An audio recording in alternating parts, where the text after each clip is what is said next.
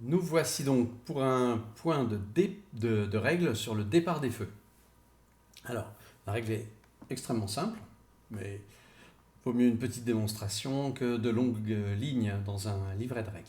Imaginons donc que j'ai tiré avec mes 2 dés 20 la position suivante. 1, 2, 3, 4, 5, 6, 7, 8, 9, 10. 1, 2, 3, 4, 5, 6, 7, 8, 9. Donc un feu qui partirait d'ici. La première chose à faire, en plaine, c'est de mettre un champ brûlé.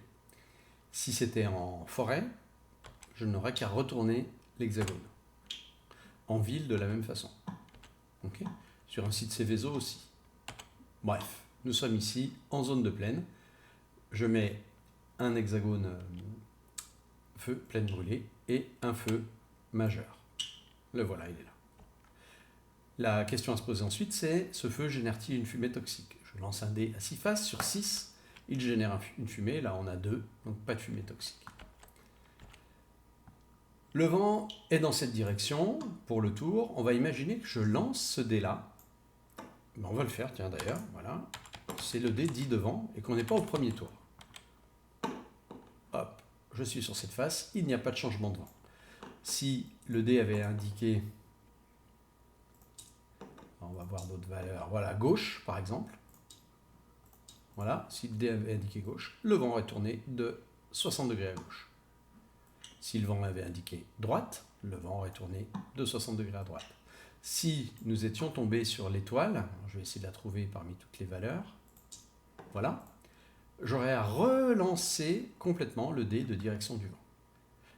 Donc voilà, on va imaginer que le vent n'a pas changé de direction, donc il souffle toujours dans cette direction-là. Le dé à suivre, c'est le dé dit de propagation. On va imaginer, je tire un dé de propagation dans le sac météo, et là je tombe sur un dé noir. Je vais lancer ce dé. Si j'ai un éclair comme ça, le feu se propage. Le mot reprise est utile à la fin de la partie. Et puis si j'ai rien du tout, le feu ne propage pas. Donc je lance. Voilà. Là, le feu propage. Il propage dans la direction du vent, c'est-à-dire jusque là. Je place un nouvel hexagone terre brûlée, mon feu majeur ici, puisqu'il a avancé, qui est remplacé ici par un feu mineur. Sans action humaine particulière, c'est-à-dire tentative d'extinction, on verra ça dans une autre vidéo. La dernière question, enfin là on se poserait quand même la question, pardon, de la nuée toxique sur le nouvel ex. Donc là j'ai fait 1, il n'y a pas de nuée toxique qui émane de cet incendie-là. Dernière question à se poser, y a-t-il une reprise de ce feu-là, puisque les feux autres que les feux majeurs, s'ils ne sont pas surveillés par des humains, tout simplement, par des pompiers, ils risquent de reprendre. Donc je relance le dé. Il est écrit reprise, donc le feu reprend, il va passer de mineur à majeur. Fin du premier tour. Second tour. On va imaginer la chose suivante. Je lance mon dé, il m'indique droite, donc le feu tourne de cette façon-ci. On va reprendre un autre dé de propagation, puisqu'il y en a une vingtaine. Il y en a 20 exactement dés de propagation et 4 dés de départ de feu dans le sac là. Et donc là je tombe sur un dé vert. Pour chacun des feux, dans le sens inverse du vent, donc dans ce sens-là et dans ce sens-là, s'il y avait plusieurs feux majeurs, c'est possible, je tire le dé de propagation. Donc sur le premier feu, celui qui est le plus au nord, celui-ci, le feu propage. Donc, un champ brûlé, le feu majeur vient ici, le feu mineur vient ici. Question, y a-t-il une fumée toxique? Non. Ici, je relance le dé, il ne propage pas, donc il ne se passe rien. Sans action humaine particulière, une seule question à se poser, y a-t-il une reprise? Donc là, je relance mon dé, le mot reprise n'apparaît pas, donc il n'y a pas de reprise ici. Comme il n'y a pas de reprise, on pourrait se poser la question de l'extinction naturelle de ce feu, mais ce n'est pas possible parce qu'il est entouré de au moins un feu majeur. Tour numéro 3. On va imaginer que le vent tourne encore. Donc là, parce que j'ai lancé ce dé là, d'accord, ça a affiché droite. Je tire un nouveau dé de propagation. je tombe sur un dé bleu. C'est le dé sur lequel les probabilités de reprise de propagation sont les plus faibles. Humidité très forte. Commençons par celui-ci. Voilà. Le dé est lancé, pas de propagation. Celui-ci, ça propage. Ça propage tout simplement de cette façon-ci. Un feu mineur. Le feu génère-t-il une fumée toxique? Non. Donc là, vous voyez qu'on a un feu qui est en train d'évoluer. À sa façon, bien entendu. Là, c'est pas terminé. Y a-t-il une reprise des feux-là qui ne sont pas, disons, maîtrisés par les humains? Donc on va commencer par celui-ci. Aucune reprise. Et celui d'en dessous. Aucune reprise non plus. Donc le feu, à l'issue du 3e tour, sans intervention humaine, est dans cette situation-là. 4e tour. On va imaginer que le vent la change complètement de direction et tourne comme ceci. Je tire un dé de propagation. C'est encore un dé bleu. Donc ce feu propage-t-il? Non. Celui-ci propage-t-il?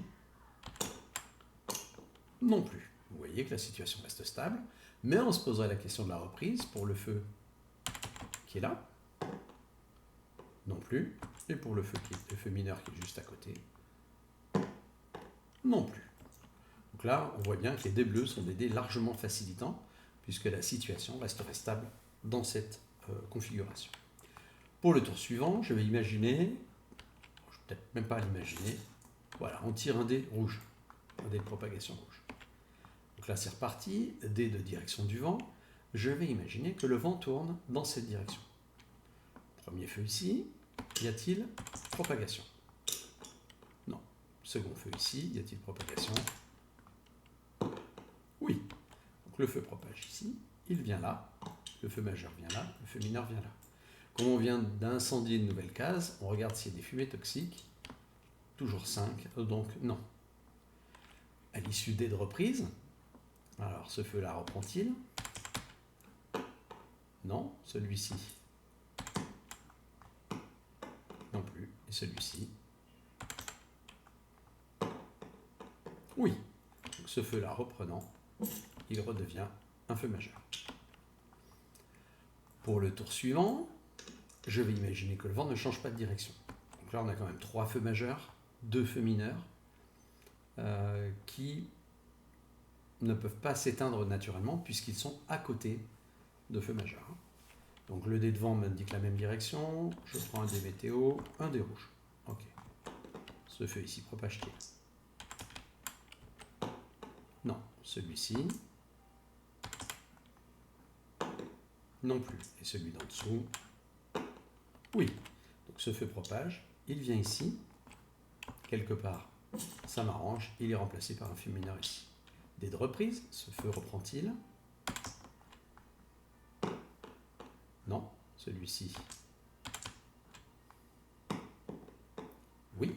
Celui-ci redevient un feu majeur. Et celui-ci? Oui. Ok.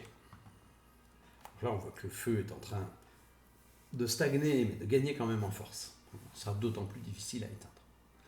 Donc voilà pour ce premier exemple classique d'un incendie qui, comme vous l'avez vu, n'a pas beaucoup propagé. Il aurait pu propager beaucoup plus. On va faire un deuxième exemple maintenant avec un feu qui se déclarerait ici avec les mêmes conditions de vent. Je suis toujours sur mon dé rouge, par exemple, et là je tire propagation. Là, on va rentrer dans un cas particulier parce que le feu va se propager sur une forêt primaire et sur une montagne, chacune apportant 1 de bonus au déplacement du feu. Donc là, ça fera 1, 2 et 3 pour la montagne. Le feu fait donc 1, 2, 3. Il va jusque là-bas, jusque là. Le feu majeur va là. Tous les autres sont des feux mineurs. On va se poser régulièrement la question, 3 fois même, des fumées toxiques. Ici sur la forêt, c'est 5 ou 6. Oui. 6 sur une forêt primaire, remarquez, c'est niveau 2. Donc il y a une fumée toxique ici. Et ici 2 x 5, 2 x 6, pardon. Premier, deuxième, oui. J'ai ici une fumée toxique. Les feux étant déplacés, on peut déplacer les fumées toxiques d'un axe dans la direction du vent. On se posera évidemment la question de la reprise. Il y a 3 reprises possibles, ici, ici et ici. Alors là, pour les conditions d'explication de la règle, je vais imaginer les choses suivantes. Ce feu-là, celui-ci et celui-ci ne reprennent pas. Si tel est le cas, à la fin du tour, ces 2 feux-là isolés, des feux majeurs, deviennent naturellement des braises. À la fin du tour également, on regarde si les fumées toxiques se dissipent en faisant 6. Imaginons que je fasse 6 ici, cette fumée ici se dissipe, et que je fasse 6 ici, cette fumée va passer en niveau 1. Et ainsi de suite pour les tours suivants. Étudions le cas rapidement, toujours avec un dé rouge, peu importe, d'un feu qui se déclarerait ici. La question de la propagation ici, imaginons que le feu propage, il va être bloqué par la route. S'il ne propage pas, il ne se passe rien. Si le feu est bloqué par la route, il n'y a pas de propagation, mais malheureusement, je dois enlever le pion route. Ça veut dire qu'au tour suivant, il risquera de se protéger. Donc ces pions-là empêchent les propagations, de même que mais disparaissent, de même que les rivières qui, elles, ne disparaissent pas. Les chemins ici empêchent les reprises.